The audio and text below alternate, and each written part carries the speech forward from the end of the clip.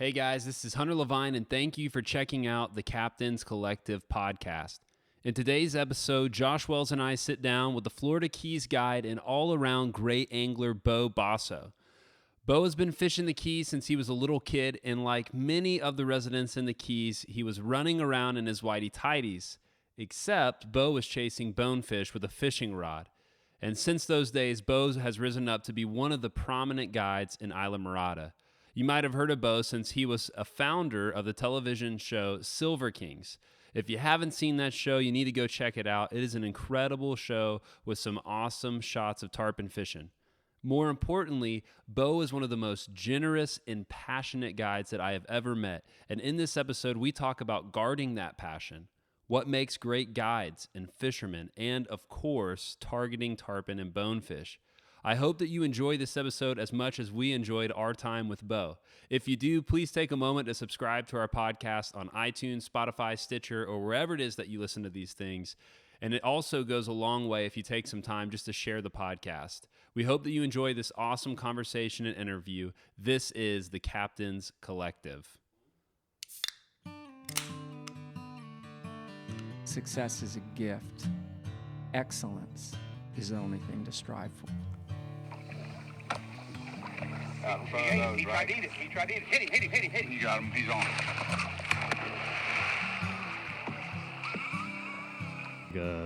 Two butt caps off the rods, filled them with tequila. We took a shot and out we went. There ain't no getting into it after that. You're hooked. It's a bad habit. And all the time Flip's he's standing there ready to go for a tarpon. And he turned around, he says, "You talk so much, you're like a senator."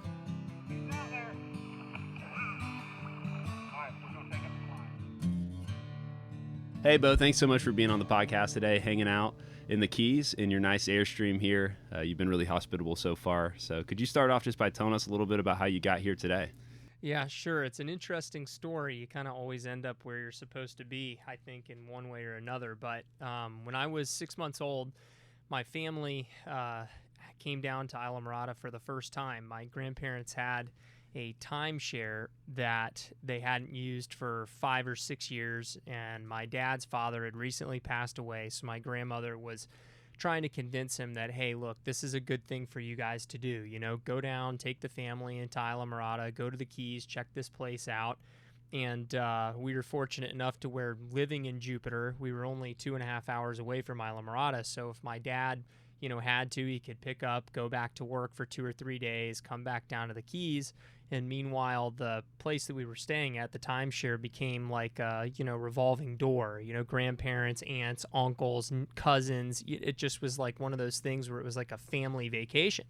And it ended up becoming an annual trip that we did every single year. It was always for the month of June, whether, my dad was there every day or not, because most of the time he wasn't. But we were there, I was there, eventually my brother, my sister, and of course my mom was always there, looking after us. So it just became a situation where I was the oldest, I was by myself, and the only thing that I could do was fish, which I loved anyways. And that's how the whole Florida Keys, Islamorada, how I got here, how the, passion for this particular location was sparked into my mind. It was just through this annual vacation with my parents that started in the early 80s. And how did you get into fishing? So the fishing aspect of it is interesting. My grandfather, who unfortunately I never got to meet, my namesake, he would make it to where, as an attorney, he would have all these appointments that would line up, right? And any time that he tried to get away to go fish, my grandmother would always be on him about it. So he ended up having 2 or 3 of his friends that would call, and when they saw that the tide was right up there in Palm Beach County to go snook fishing in Jupiter Inlet, they would call 3 or 4 days in advance, book all of the appointments for that morning, and then at 4:30 p.m. the day before, they would call and cancel all the appointments, and then my grandfather would go and play hooky and go fish the next morning. So it was my grandfather that was obsessed with fishing. And it became these trips to Lake Okeechobee that he took my dad and my uncle to, and these fishing trips for snook and Jupiter Inlet, and, you know, all these different fishing adventures that got my dad, through his father, you know, passionate about fishing. And then here I am today because my father and his passion with, you know, fishing. And it was just, when we would be down in the Keys, I would be on the dock catching mangrove snappers on a Zebco rod, you know, in my Snoopy whitey tighty underwears, and my dad would be, you know, wading along the shoreline throwing flies at bonefish, and I would watch him dog cussing these things, slapping his rod down, you know, and it just ingrained into my mind, you know, that this is like, I just wanted it so bad just from watching his repeated failure. You know, so that's really how the fishing part of it got me, was I think, you know, obviously my dad and I fishing Jupiter Inlet and going on all these little trips together, but mostly it was sitting on the dock, catching these little snappers, watching my dad repeatedly fail, that made me like determined, you know, to be able to catch these fish. And that explains the tradition of you wearing Snoopy whitey tighties. That's when right. You go out. That's why you're wearing them right now. It's kind of weird. That's right. As It's we my record. go-to. And how did you get into the guiding aspect of fishing?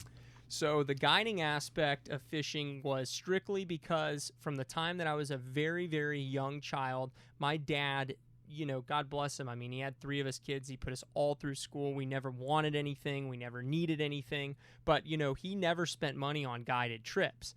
And so for me, at a very young age, I always felt like guides had supernatural powers. Literally, I felt like when you go out with a guide, he goes to the spot and the fish are there. End of story. You know what I mean? It's like, this is what you do.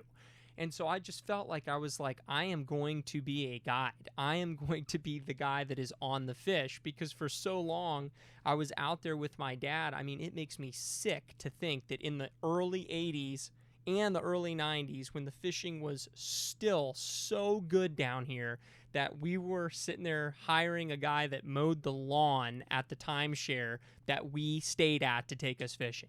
Literally, that's who we hired. We paid him $250, and, you know, he didn't have a captain's license, and he took us out on his 19 Carolina skiff with his 90 Mariner 2-stroke engine, and we ran out and caught trout on popping corks in the backcountry of Islamorada, you know? And meanwhile, there's, you know, thousands and tens of thousands of bonefish in the backcountry, and, you know, all this unbelievable fishery that ended up substantially, you know, diminishing after, you know, the early 2000s, with it just every year between freezes and water quality issues. So, you know, it just breaks my heart to think like, oh my God, you know, and even at that time I was just like, you know, I want to go out with a bonefish guide. And my dad's like, well, then you better pick a job that you're going to make a lot of money. Yeah. That's what he would always tell me.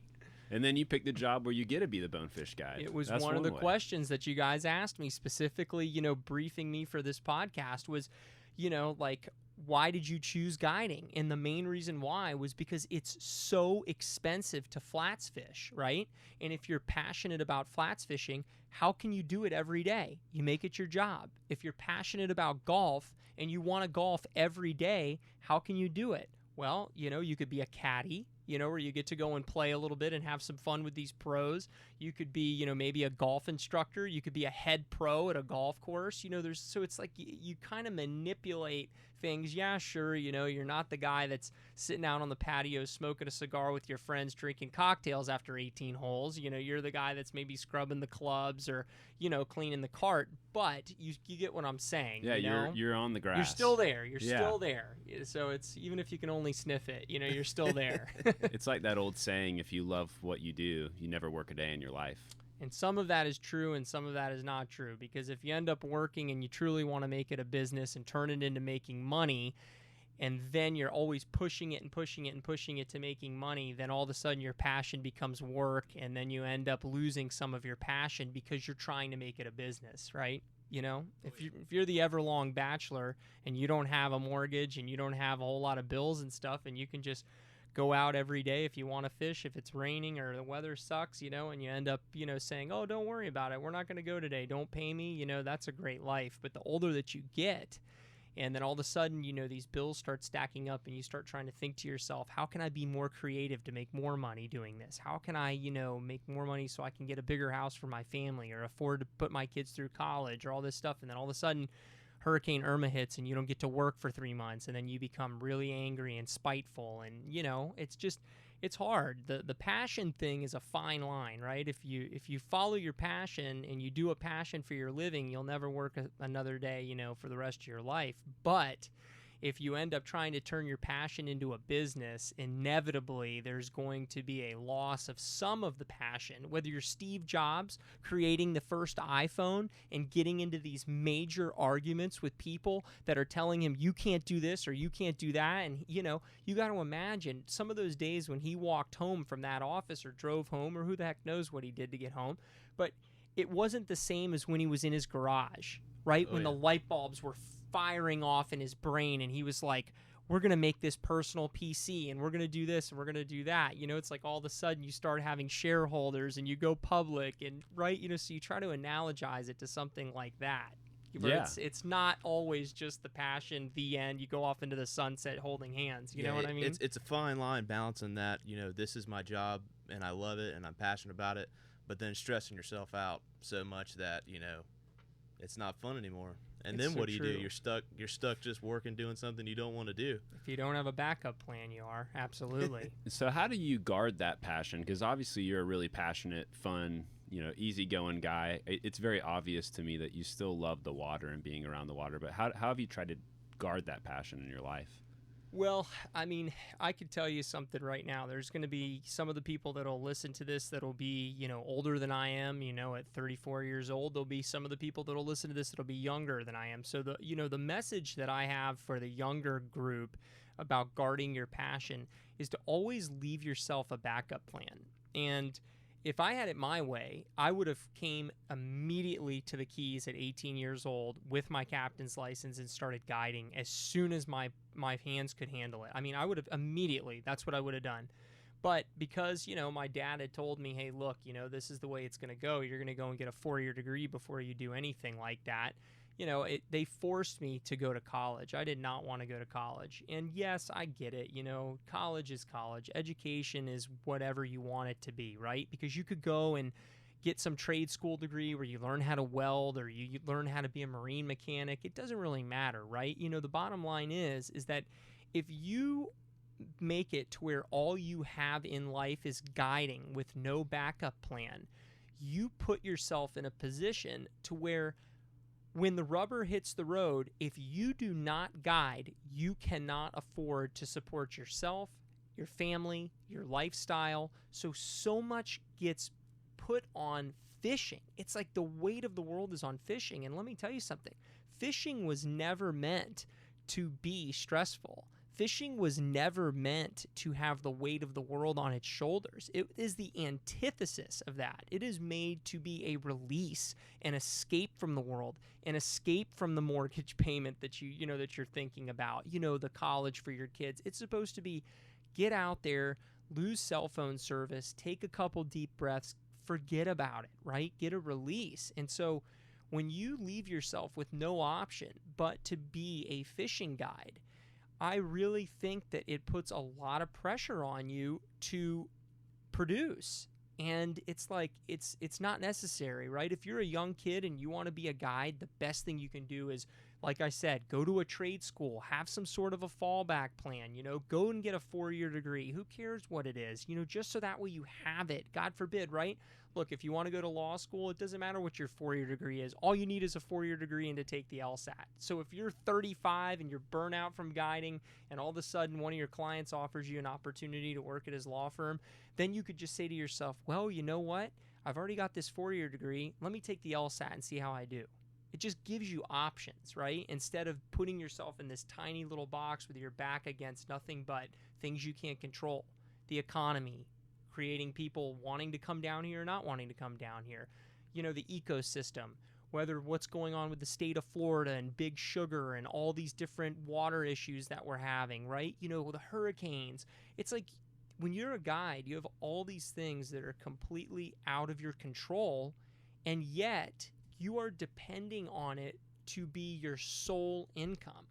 And that is very scary. you know, when you lose control. It's not like you just show up at the office or you do this or you do that, you know. So it's always nice to have some sort of a little security blanket, like whatever education it might be, where if the rubber hits the road and you end up having, you know, these ecological issues, economical issues, that you have something to fall back on.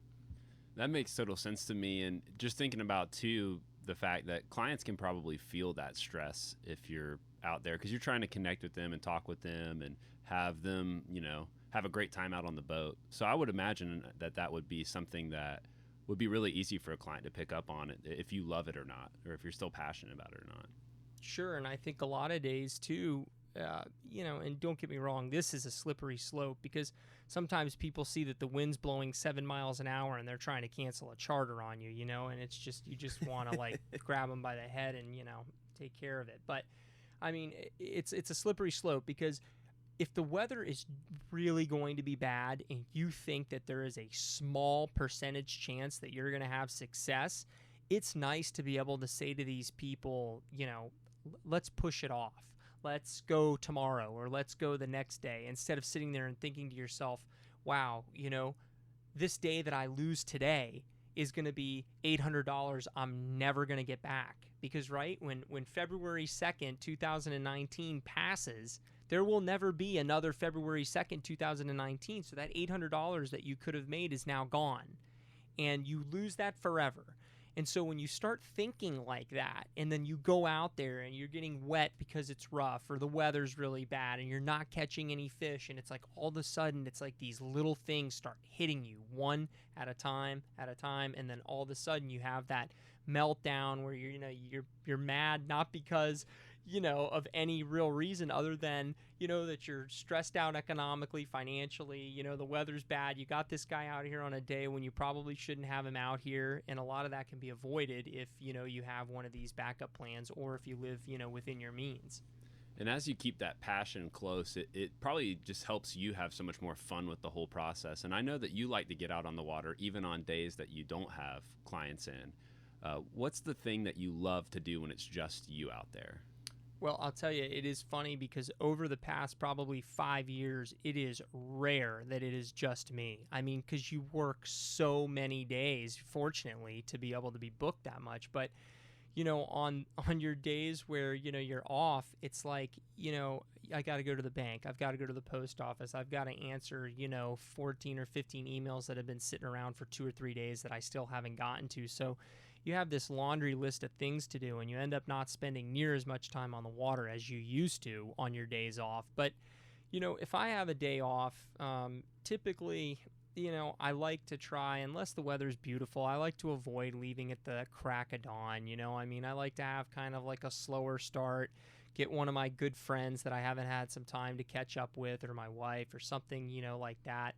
Take it easy, go out there, you know, and just spend whatever, 3-4 hours. There's not like a designated amount of time where I'm not going to be out there all day, or I'm not going to be sitting there trying to grind it out and catch this fish or that fish. You know, you just kind of go with the flow. If it looks like, you know, the conditions are going to be great to go and look for tarpon because you're that time of the year, then great. Let's go and look around and see if we can find some. If, you know, it looks like we've got an hour and a half left of daylight and we want to go pull around until sunset, okay, fine. Let's stay close to home instead of burning a bunch of time on the clock, and let's throw some beers in the cooler and see if we can find some bonefish close to home. You know, so I think the answer to that is it's you start to not force anything. The older that you get, the more successful that you get with guiding on these heavy annual, you know, days of booking, 300 days, whatever, 270 days a year. It ends up being like, okay, when I have a day to go do it myself, I'm not going to force it. I'm not going to wake up and go crazy. I'm just going to go out and try to enjoy it. Is there a certain species that you like more than another? Well, it's so hard, because in Islamorada, we've been known for the longest period of time for having the biggest bonefish in most parts of the world. Obviously, Biscayne Bay has some incredibly large bonefish, you know, the Bahamas in certain sections. But, you know, for the most part, Islamorada is like one of the big bonefish spots in the world, especially sight fishing, tailing fish. And, you know, over the years, they've taken a beating just between the water quality stuff and the freeze. But we are starting to see some of these fish come back. And for me, I think it just goes back to my childhood, stalking these big fish, these big tailing fish in shallow water that are extremely spooky, and that more times than not, when you throw a fly at them, they run, to the Bahamas versus eating it. And it's just that constant failure of not catching those fish and stalking them right around town, really close where you could, hit a driver or something to the road. It makes it to where, you're like, it's never a guarantee. It makes you want it even more. So I think for my roots, if I had to answer that question, it would be these big downtown bonefish that really are what kept me in this career, that love for that particular fish.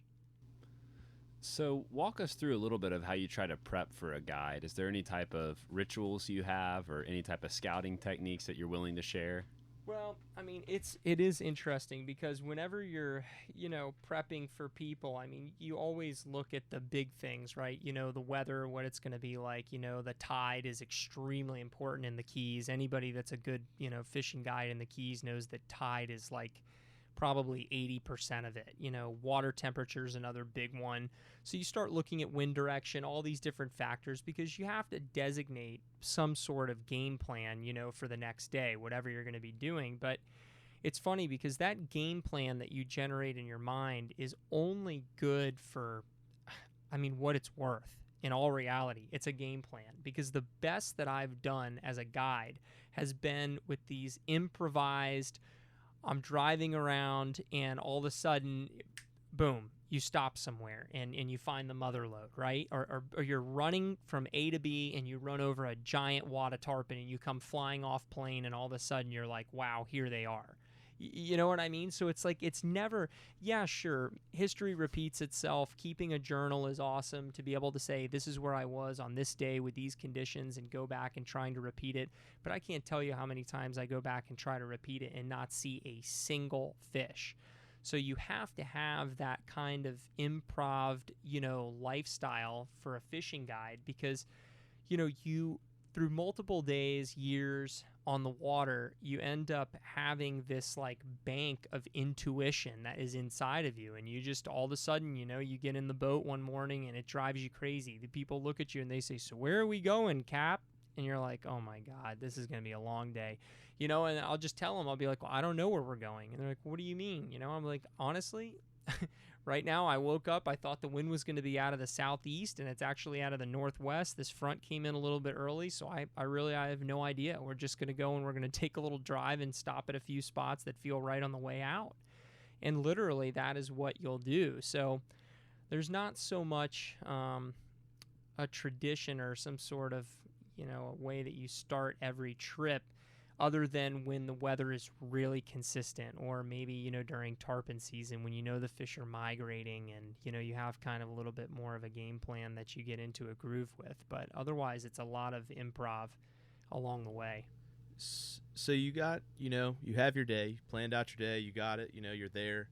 You have this guy that he's saved up for 6 months to come down and fish with you for a day.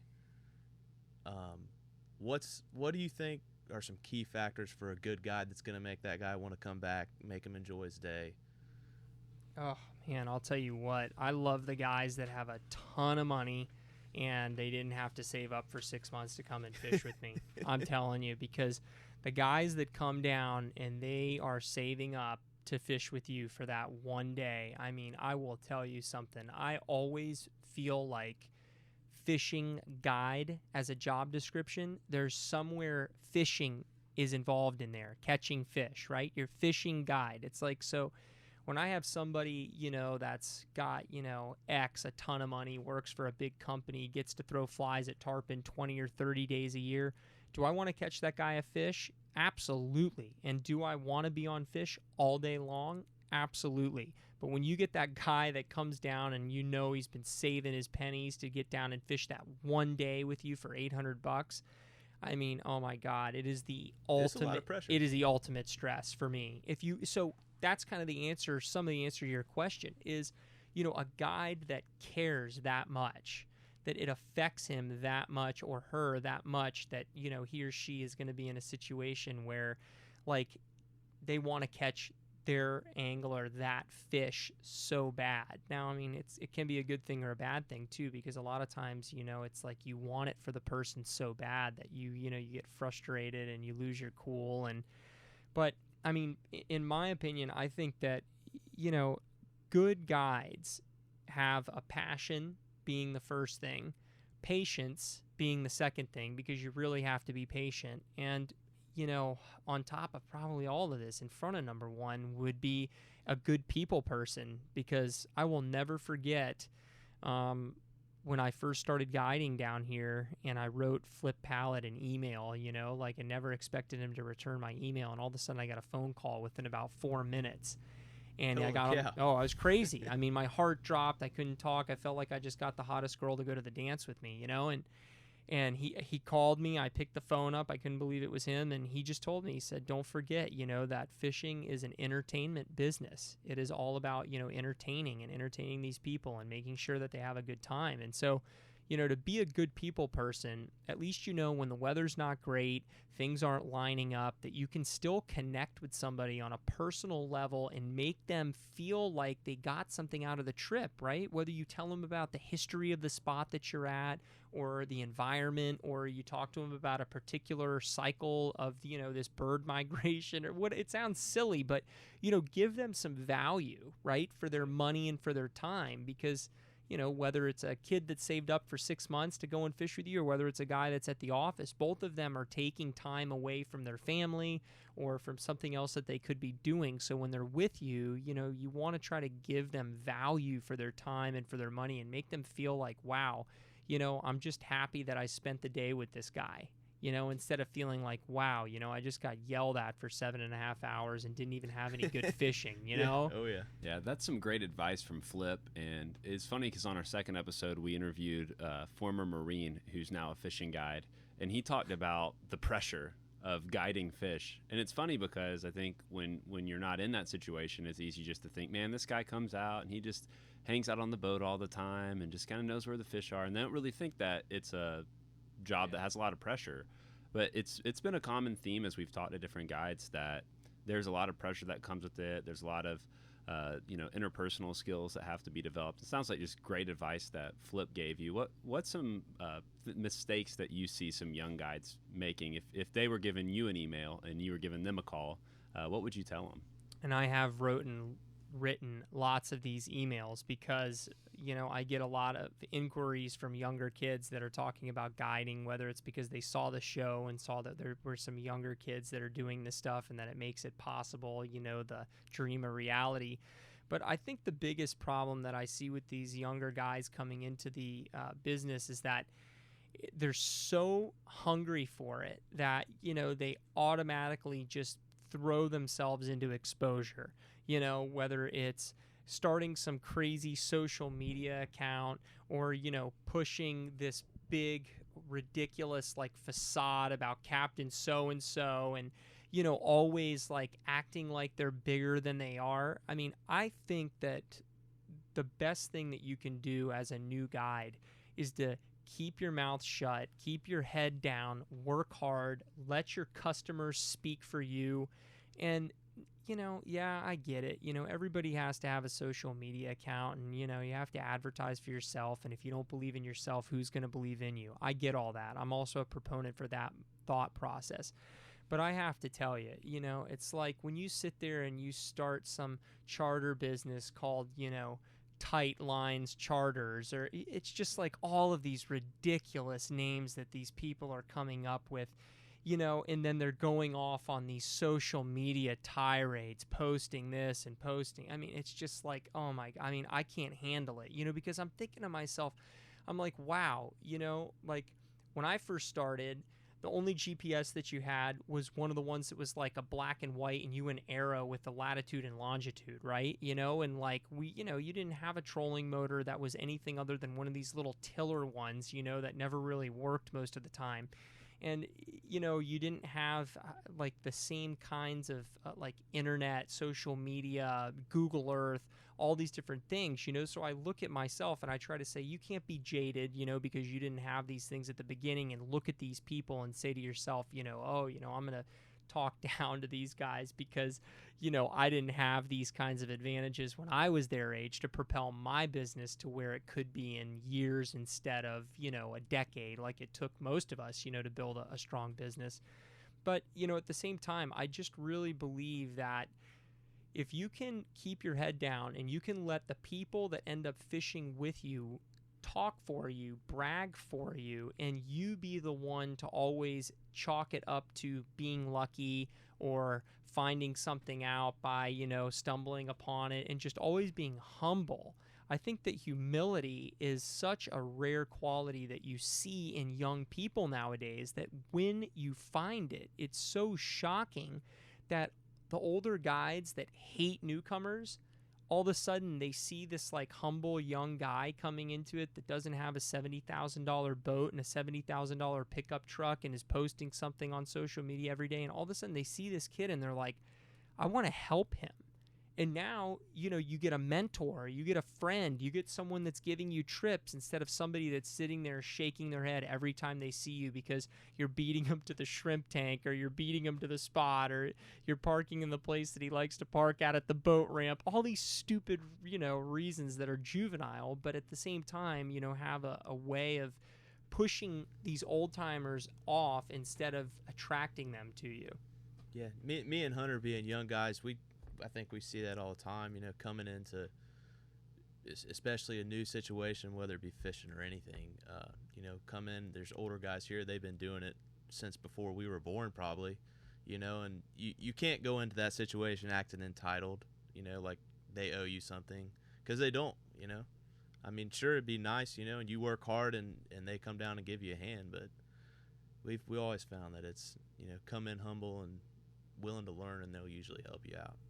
Yeah, and it's a good saying, too, this old captain, George Wood, that's probably hated, more than most people because he was so hard on his clients and he was always in a bad mood. But, the older he's gotten, the more he's tamed out. And, he always tells me every time I talk to him, don't forget, there's someone before you and there's someone after you and there's someone where you are right now. And so, you always try to keep that into perspective, right? There's someone, that was here doing this before you. So when you ever start getting proud or you ever start feeling like you're the big swinging, you know what, it's like whenever that happens, you have to remember, look, there was someone here before you that was paving this road, whether it was fighting for a particular license or whether it was fighting to keep this particular section of water open that someone wanted to close down, or whether it was, pioneering these flies or the reels that you're using that are capable of fighting these fish without breaking down, designing the rods, whatever. There's always somebody before you, and then there's always somebody after you, right? A guy that, maybe is on the ass end of his career and he's, in a different spot mentally, that he just hates these younger people because they're taking away business from him. And so I think that, if you can be as empathetic as you possibly can, trying to put yourself into someone else's shoes before you react, I just think you can gain a lot from that, a lot of respect from people. And also, it's said multiple times, in the Bible. It's like you never want to act on anger. And, a lot of times whenever somebody disrespects you, whether you're 19 and starting a guiding career or whether you're 75 and you're on your total way out of fishing altogether professionally, when somebody disrespects you, or if you feel disrespected, then you end up getting angry, and then you end up saying things or doing things that you're going to regret, and it becomes this whirlwind of problems. So I think the best thing you can always do is just try to say to yourself, there's someone before me, there's somebody after me, there's someone where I am right now. How would each one of these people feel, and where is this guy right now that I'm dealing with? And then it puts things into perspective a little bit more. Yeah, that's some great advice. We talked a little bit at lunch about mentorship, and that's one of the things that we've had a lot of fun with this podcast, just going around and hanging out with different captains, learning from them, hearing their takes on different things. And what do you think makes a good mentor? If someone's out there and they're listening to this and they're like, you know what, I want to invest in this younger generation, what do you think makes a good mentor?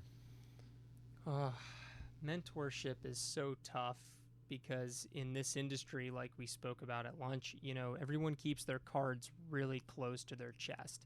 So you're not in a position where someone wants to give up their formula, right? for success. That that you don't want to tell someone where the fish are. You don't want to tell them what tide to be there at. There's all these things that people keep secretive, because the guiding industry, really all you have is your your personal knowledge, right? Your intellectual property, your flies, your spots, the way that you think. So if you give that to somebody else, then you don't have anything. Your brand is diminished.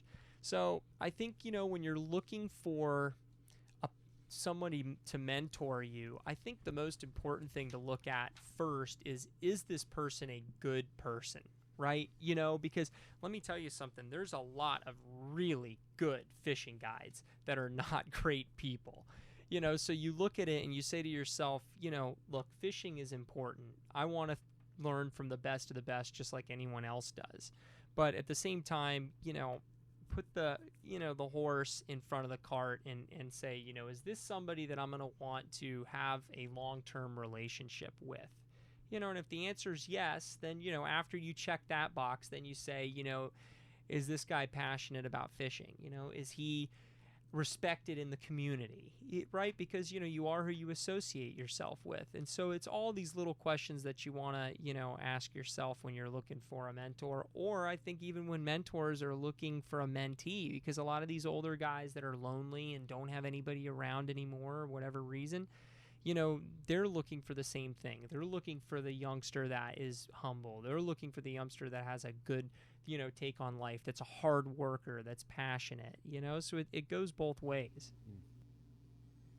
Just switching gears a little bit, I'd love to hear a little bit more about how you did get involved beyond guiding in tournaments and also television. So you kind of have both those backgrounds as well. So that's a lot on top of just being a guide as well. Could you tell us just how that came about? Sure. Well, I can tell you the first tournament that I ever fished professionally as a captain, as a guide, was in 2006. It was in the Don Holly Tarpon tournament. I was actually already booked with one of my friends down here. She lived here full time, and I had her booked for like 3 or 4 days the following week. My cell phone rang. It was a tournament director, and she said, I've got a gentleman here. His guide is deathly ill, and he's not able to fish this tournament next week. He waited until the last minute to see if he was going to feel better, and now I've got an angler that doesn't have a guide. Are you available? And so I was on the boat with this female client of mine, and I said, well, what do you think? Is it okay? And she said, do it. So the first tournament I fished with someone I never met before, having never guided in a fly tarpon tournament. And it ended up being, a very stressful experience, because, you're one of 25 boats, invitation only, and it's not like the guy's name goes up on the board by itself, right? If the angler was the only person that had their name associated with a score, I think you could feel a lot better, because people could look on that sheet and they could kind of say, now, who did he fish with again? Mm-hmm. And then, because most of the time people don't know who everybody's fishing with. But all of a sudden you go on here and you look on that sheet and it says Basso Sherb, and you're like, oh, that's what Beau fished with them. They got skunked today. And then all of a sudden, the pressure really starts to get on you. But that was the first tournament that I ever fished, was with Bert Sherb in 2006. So you got a guy, have you met this guy before? Never met him never before. Met him? Never fished a practice day, nothing. And for people listening to this that don't know very much about tarpon fishing, that is a very, especially with a fly rod, it's a team, big-time team effort. Totally. So to come in with somebody totally new, you don't know him from Adam. Did you guys click eventually towards the end? Well, fortunately enough, he had fished this particular tournament, forever. Bert Sherb is the gentleman's name. He's from Chicago. He's in commercial real estate. But he ended up being an incredible man to fish with, because he had fished down here in the 70s, right, with like Buddy Grace and Jimmy Albright and Jack Brothers. So the whole time we're out on this boat, he's telling me, all these stories about, he told me a story about Harry Spear when they had this bumblebee fly that they kept in this box that they were teasing him about or something at the upstairs bar at Papa Joe's. He told me this whole story about this fly that they had in this little box, and it ended up being a total spoof. So, he just caught me up to speed in 5 days of fishing this tournament. He gave me more history, at 21 years old than I would have ever had imagined. I mean, so it ended up being an incredible experience because I wasn't taking some newbie that had the expectations of winning the tournament, right? You know, I had a guy that had a respect for the history of the game, had fished these tournaments plenty of times, knew that his guide was sick and he was getting a fresh greenhorn tarpon guide. So my expectations were higher than his, and it was, I mean, this would never happen in today's day and age, but it was an incredible experience that ended up being super beneficial to me. And he never put me under an immense amount of stress or questioned anything that I was doing, which is another shocking thing that you would never get in the tournaments today if you had some greenhorn kid guiding some, you know, old school angler. And do you plan to do more tournament fishing as you go on, or? I probably would say I'd do a lot less. The past 3 years, I have not fished any of the tournaments except the one that we put on for the television show, and that was just part of being part of the show, you know, having to fish that tournament. But this year I'll be fishing the Gold Cup again for the first time in a while, and it's because one of my clients is a dear friend of mine, and he's been here my whole career supporting me, and he's begged me and begged me and begged me to fish this tournament with him, and I've turned him down. I mean, even with all these ridiculous emoji images of crying cats and all these things that he sends me, you know, please, how can you say no to this, you know, please. So finally this year I said yes, but I think that personally moving forward I probably will not be fishing many of the tournaments. But you know, it's another one of those questions that you were asking me about, you know, through this podcast was, you know, like, what's the reasons why you start fishing tournaments then? You know, here you are telling us that you're not going to be fishing as many of these tournaments anymore. Well, why do you start fishing tournaments in the first place? And the main reason why is, you know, competitiveness, right? You know, it doesn't matter if you're a guy or a girl, you know, if you have that competitive drive in you, there's something that makes you want to compete, to measure yourself, right? To say, how good am I compared to these other teams, right? Under the same conditions, how will I fare against these other groups of people that are, you know, my peers, people I look up to, heroes, that kind of stuff. And so that's one of the main reasons why, you know, you want to fish tournaments, is to measure yourself against these other people. And then another one of the reasons is because it's advertising, right? When you're a young new guide and you've kept your mouth shut and you've put your head down and you've worked hard, what better advertising than to go out and throw your name up on a scoreboard and do better than some of these people that have been fishing for 20 or 30 years, right? You know, guiding for that long. So it's a great way to put yourself out there without being proud or without bragging. You know, you're in a tournament, you're turning in a scorecard. You're not sitting there writing up in magic marker what your score is on the board. You know, you're participating in a tournament. And so it ends up making your phone ring a lot more when you do well, and it's great networking and you meet people.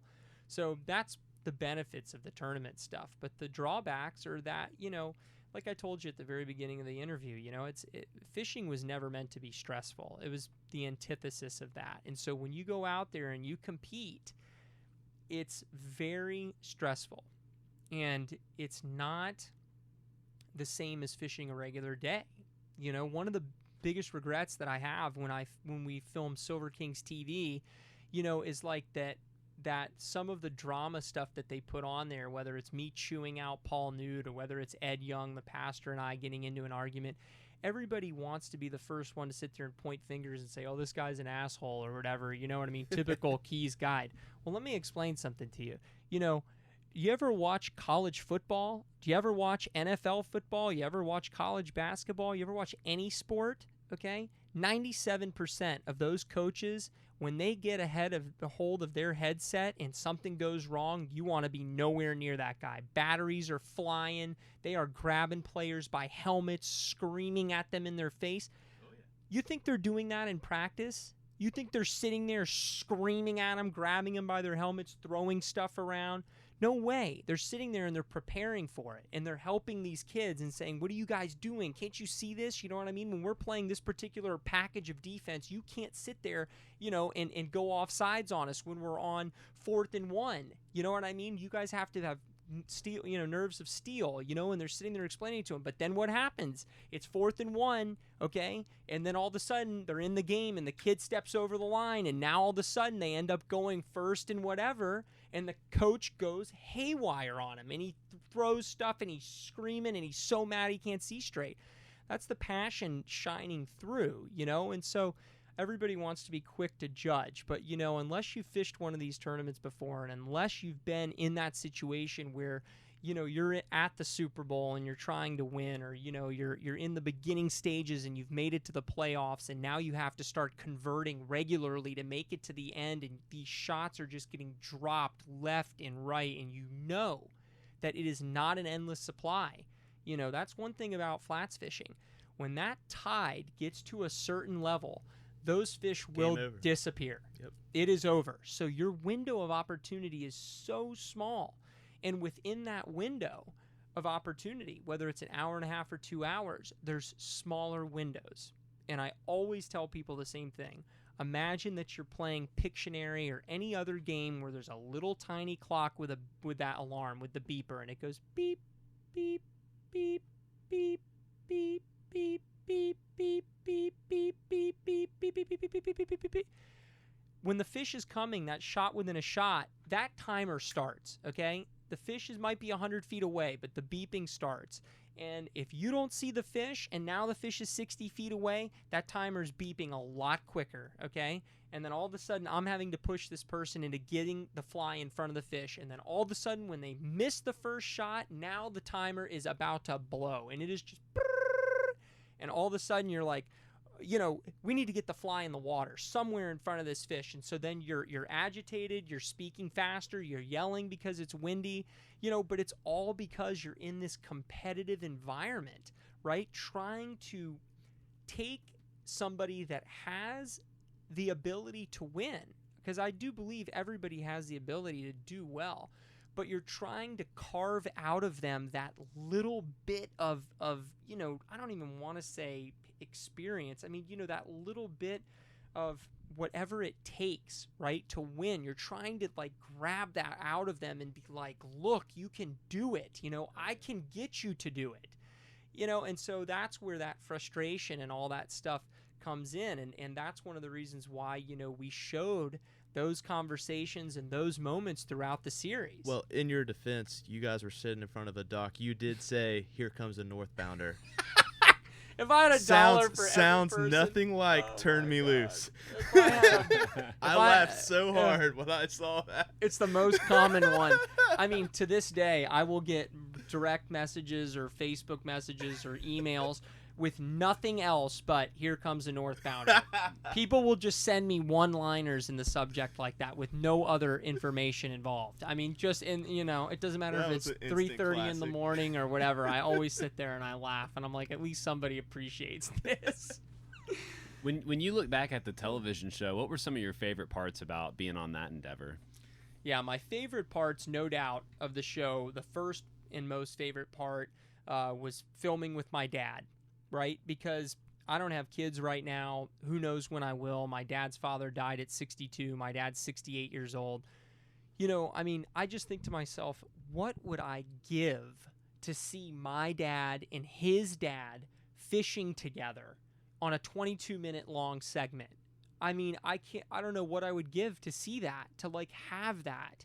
And I can't imagine how great it's going to be if I'm fortunate enough to have kids, to be able to sit there and show my kids, this was your grandfather. This is who he was. This is us laughing, and this is us fishing for these fish, and this is the guy, you know what I mean, that you never got to meet, or hopefully they do get to meet him. But that memory will be something that my kids or my nieces and nephews or whoever will always be able to take that and say, this was your great uncle, this was whoever in your family tree, here he is. And so that is my favorite part, really, of filming the show, is that whether it's with, my buddy George Martinez at the time filming these episodes, or whether it's with, my dad, or it doesn't matter who it is. It's you always have those memories. So that was the coolest part by far about filming the show. And then the second coolest part was that the people that were involved in the show, the film crew, Marty and James with KCHD Productions, and Nikki Runnels, the executive producer, my customer, who came to me and we hashed out the idea for the show. You know, it's like my buddy Jeff Bloodworth that ran the camera boat. I mean, the memories that I have are not about any of the fish that we caught while we were filming the show. It was all of the chaos and the mess ups and all of the things that went wrong that at the time were so aggravating that now that you look back at it and are just absolutely hilarious.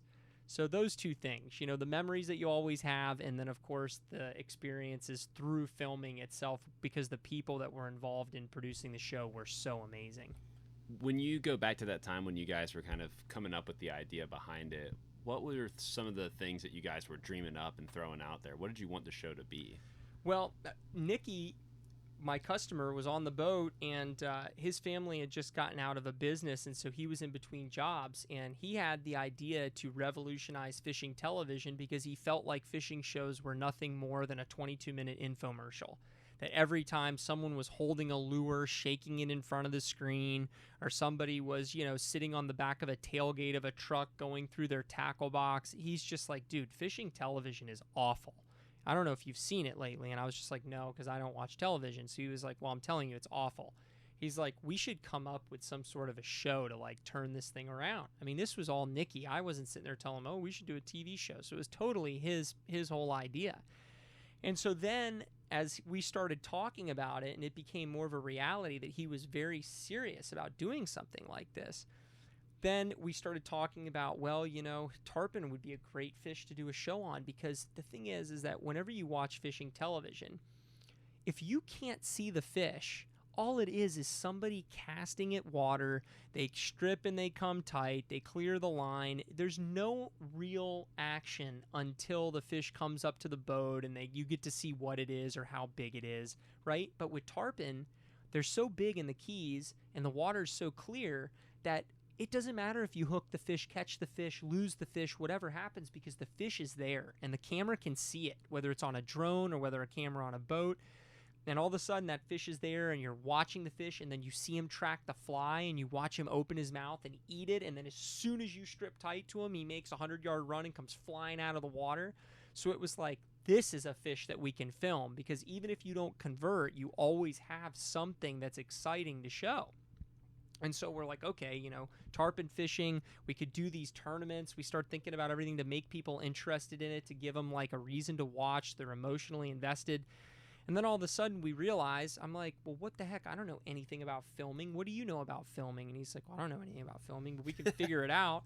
And then I'm like, well, how are we going to get into these tournaments? I'm like, there's no way these people are going to let us film this stuff. Like, especially with me, like being some younger guy that everybody hates. Like, there's no way that they're going to let us film this tournament. And so then that's when I was like, you know what? I said, we should contact Rob Fordyce and see if he would be interested in being a part of this with us. And so Nikki and I said, absolutely. So we called Rob and we met at a little Mexican food restaurant in Homestead.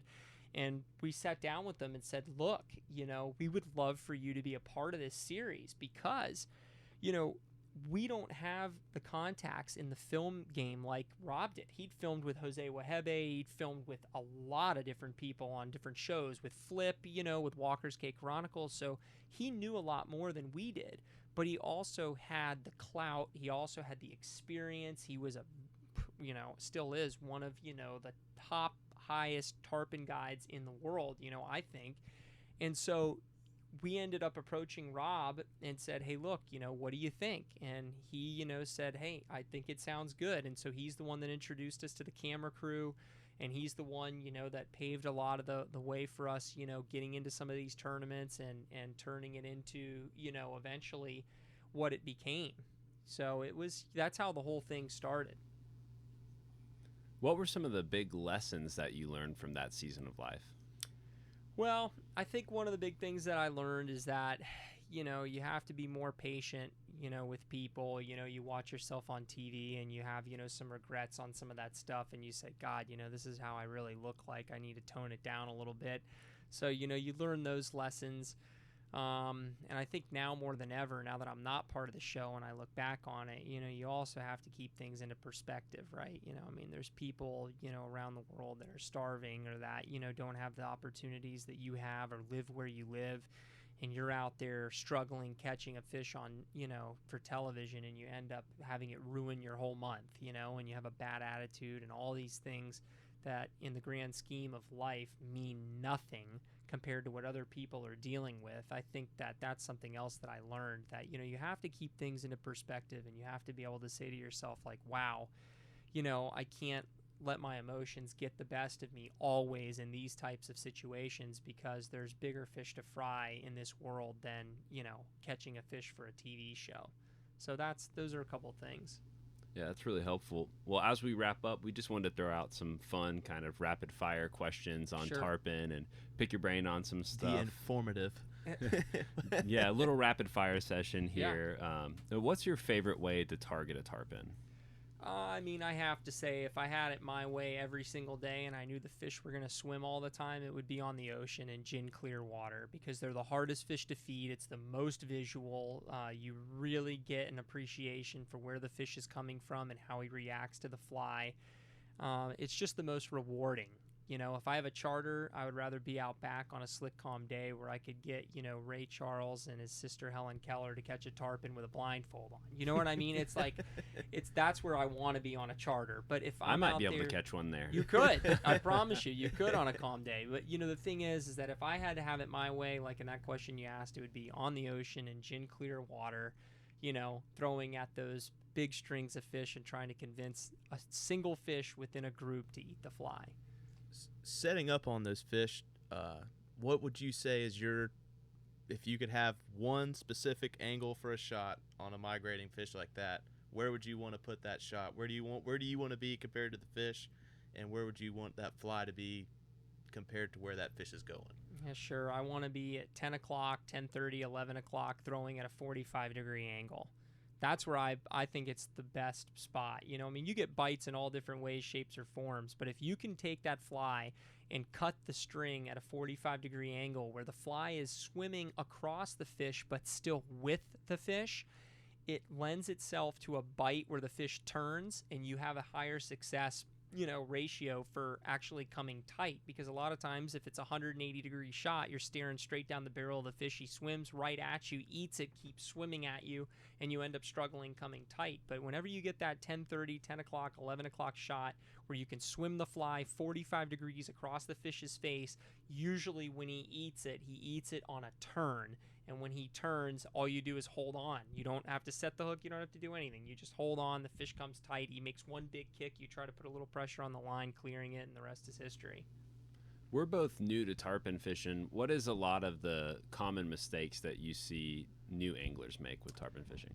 I mean, I think that some of the most common mistakes that I see, the biggest one is that, the leader has to open. Okay, I don't care if you're using a clear fly line, a regular floating fly line, I don't care what you're using. The leader is your only separation between you and the fish. So if you've got a 12-foot leader and that leader is collapsing on itself and the fly is behind the fly line on all your casts, you better be out back on a calm day, because those fish on the ocean, they're just not going to eat it. So I think the big thing is, I don't care if these guys come and tell me, I can cast 100 feet. Well, I want to know how far can you cast where you can get the leader to open into a 15 or 20 mile an hour wind. All we need is 40 feet, 40, 35, 35 feet. I don't need 80 feet where the leader collapses on itself and, you don't see the fly and all these things. So that's a big one. Another thing that I would have to tell you, one of my biggest pet peeves is cast with control. You know what I mean? Like, don't go to the shooting range and empty a clip on a target. Shoot one time at the bullseye with purpose, aiming at it, choosing, the difference with a bullseye is that you could shoot at it, right? And it doesn't matter how far the bullet goes, right? It goes just to a target. So obviously with fly fishing, it's different because you have to have distance as well as, precision and accuracy. So it's like throwing a football, right? You know what I mean? It's like you have to have where the person is standing or running, where the person's going to be, and that distance to get it to them. So, I hate it when I see people throwing and they lose the line in their left hand. They just throw and they let their left hand off the line and just let it go fly. I'm just sitting there and I'm thinking to myself, I'm like, this guy is not fishing with control. This guy is not fishing with purpose. He's just like bombing one out there into oblivion and then trying to fumble and grab the line and all that stuff. Like, I want to see somebody, that gets up there and fishes with purpose. See the fish, watch how he's swimming, the speed is that he's swimming, what angle is he swimming? I want to see, someone that intersects the fish, get that leader in front of the fish and let the fly go from the left side or the right side of the fish's face and intersect him. A fly that lands right in front of the fish most of the time, unless you're out back, is not going to get eaten. The key is to swim the fly through the fish's strike zone.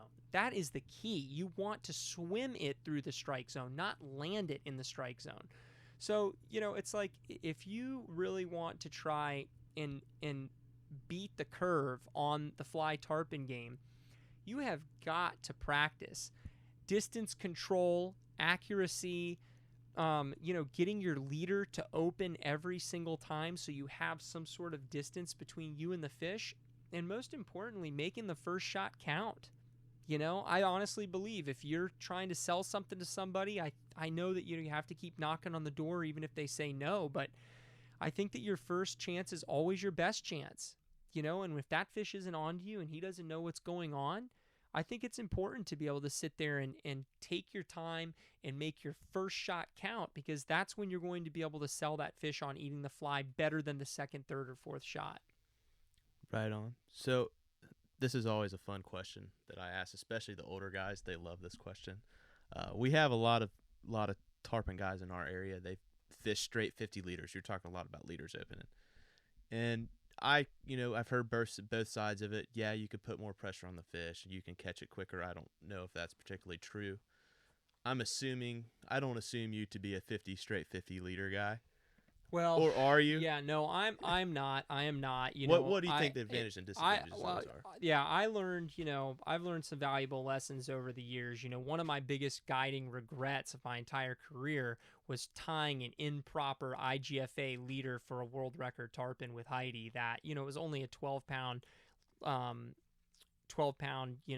record that we were going to break, and the fish was only like 3 or 4 pounds over the actual record. It was like a 79-pound fish, so it wasn't like it was like we were caught some unbelievable fish, but still, the IGFA leader that I tied, the class tippet has to be 15 inches in between the knots. Well, it was 15 inches in between the knots, but I included a bimini twist, and so that bimini twist was actually an additional knot. So it has to be a single strand of 15-pound test, right? Of not 15-pound test, a single strand that has to be 15 inches or longer in between the knots. So including the bimini twist in the class tippet made it to where the leader was not IGFA leader, and it nullified the whole thing. Man. We killed the fish for no reason. I was dog cussed and MF'd across the entire, probably fishing industry.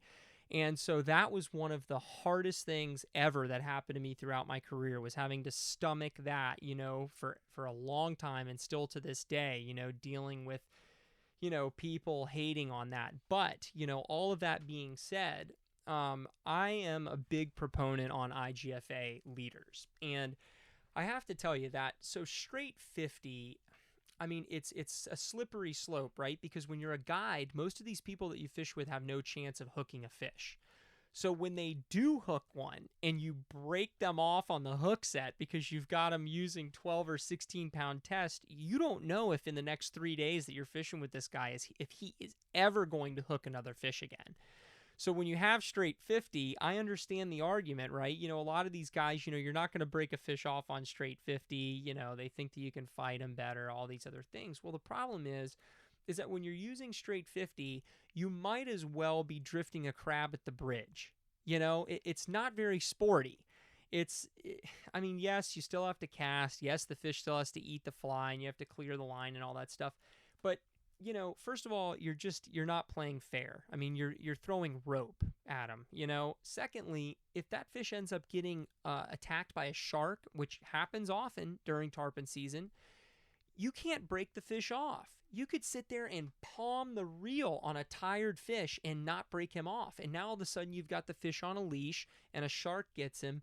And it's just, I don't think that it's right, because at the end of the day, you could tie a 20-pound IGFA class tippet leader, and you take 20-pound hard mason and you try to break it in your hands, you will cut the skin on your hands before that 20-pound breaks most of the time. Now, obviously, if you pull it really quick like a maniac, it'll snap. But if you take it and you gradually separate your hands and you try to pull 20-pound hard mason mono, I mean, most of the time, you can't break it. So my argument is like, look, okay, IGFA, I get it. Don't fish 10-pound. Don't fish 8-pound. Don't fish, all of these like whatever, super, super light tippets. But at the same time, fish the right lengths. Fish something that's, at least 15 inches, class tippet. Fish it where you have 12 inches from, your blood knot down to the eye of the hook for your shock tippet. You know what I mean? Make sure that the leader's not longer than 15 feet, which usually isn't a problem, But it's like that way, when you fish IGFA, you have a way to compare yourself to other people that are fishing IGFA. If you're throwing a straight Bubba leader, a straight 50-pound leader, what ends up happening? Some guy comes in and he caught 2 or 3 tarpon that day, but he's using straight 50. And meanwhile, you're out there and you're using 16-pound or 20-pound test, right? And, it's totally different. A person that really wants to master the game and become like an Andy Mill, one of these guys that's like looked up to as, like one of the ultimate fly anglers for tarpon of all time, he didn't do it because he just wanted to catch a lot of tarpon. He wanted to learn, how hard can I pull on these fish with different tippet materials? What techniques wear the fish down the best? Not, let me tie a piece of rope to the end of my fly rod and horse this fish around. You know what I'm saying? So I just think that when you're a fly fisherman, you're a purist. You do it for, the thrill, for the excitement, for the technicality of everything. If you wanted to do it any other way, you would just go soak a bait on the bottom. So if you're going to be a fly fisherman and you're going to do it like that, I think that the Bubba leaders are questionable. I think that trying to use, a high level of tippet, whether it's, 20-pound or whatever, you got to do, I think that it's way more graceful than to sit there and tie a straight piece of 50 from your fly line and then end up putting yourself in a position where, you might as well be soaking a bait. That's good. And as we just continue this podcast, are there any things, parting thoughts or things that you hope for this podcast that will come of it for the guide community? Oh, man, I don't have any hopes for the guide community, but I just hope at the end of the day, I just hope that any younger listeners that are, reaching out and listening to this for purposes of being like, who is this guy and what does he do and how did he get to where he was today? I just hope that people know that no matter what happens in life or where you go or what you do, that you should always follow your passion, because ultimately, whether I continue guiding for the rest of my life or whether I end up going and doing something else, the relationships that I've made with my customers who are super successful have educated me and have offered me positions and have taken me to places that I never would have been if I didn't follow my passion as a guide. But you also have to remember that you have to have that backup plan. So when you're young and you're 18 or you're in your early 20s and you're like itching to ditch everything in life and become a fishing guide, just remember that the water isn't going anywhere. The fish, hopefully they're not going anywhere. We're working on, doing a better job of all that stuff right now with our, environment and whatnot. And I would just say, don't sell yourself short. Don't put yourself in a box where you only have to depend on fishing for the rest of your life. Try to make it to where you can branch out and you can, get an education, whatever it might be, before you start your guiding career. And then that way, if you end up getting burnt out or you realize it's not for you, you always have something to fall back on instead of sitting there and feeling like you're trapped. That's good, man. Well, thank you so much for giving us some time in the great Keys hospitality. Yeah, we appreciate anytime. it. Appreciate it. Anytime, guys. God bless. Thank you for listening to the Captain's Collective. If you are digging this podcast, and let's be honest, if you've made it this far, we know that you are, please help us out by sharing. We have some awesome upcoming episodes queued up and ready to release, and we want to get the word out as fast as we can. I hope you guys had a great time. Thanks for the support. We will see you next time. This is the Captain's Collective.